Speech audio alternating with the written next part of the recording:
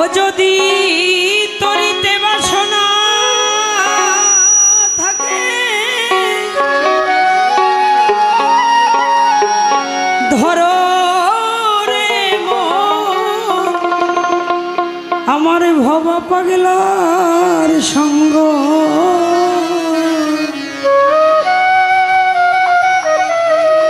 ভজরে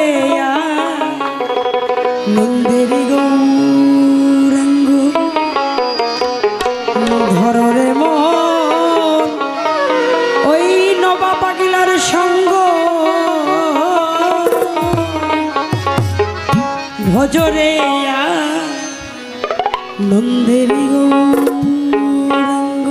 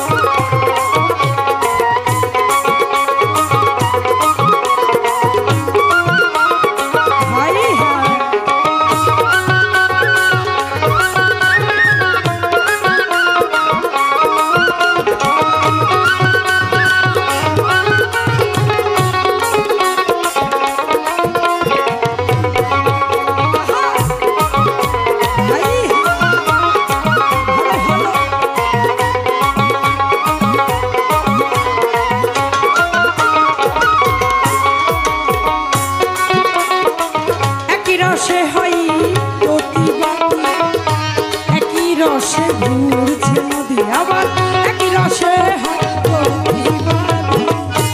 একই রসে ঘুরছে নদী আবার একই রসে নৃত্য করে নৃত্য রসেই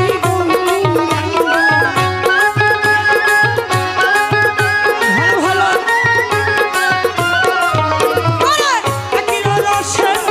নৃত্য করে নৃত্য রসেই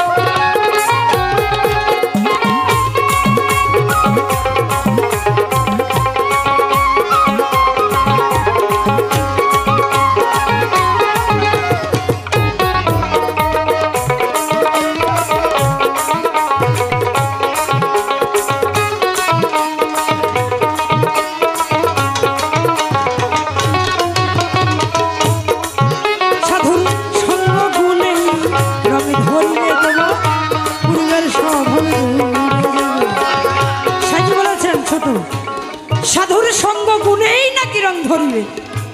সাধুর সঙ্গ গুণে রং ধরিবে তোমার পূর্বের স্বভাবে দূরে যাবে ফকির লালন বলে পাবে প্রাণ গোবিন্দ কররে মন সৎসঙ্গ আমি যদি সৎসঙ্গ করি আমি নিজে যদি ভালো হই আমি যদি আমার নিজেকে চিনতে পারি আমার নিজেকে চিনে যদি আমি একজন গুরুর হাত ধরে আমার পিছনে যত আকাম কোকাম যত নষ্ট কাজ যত খারাপ কাজ যত পাপ কাজ আছে সব কিছু মিশে নাকি আমার দয়ালের সাথে রং মিশাইতে পারলেই নাকি আমি পাপ মুক্ত হব এটা বলেছেন না এই যে রং মিশাইলেই আমার পাপ মুক্ত হবে কিন্তু এই রংটা কিভাবে মিশাবো আমি তো জানি যে একজন গুরুর হাত ধরা যায় একজন গুরুর কাছে মুরিদ হওয়া যায় মুরিদ হওয়া মানে রং মিশান কিন্তু এক না অনেক মুরিদান আছে গুরুর দরবারে বছরে একদিনও যায় না কি আছে না গুরুর কাছে মুরিদ হই না কিন্তু এই গুরুর সাথে যে আমি রং মিশাবো এই সাধনটা আমি জানি না ছোট আজকে স্টেজে সুমন বাউল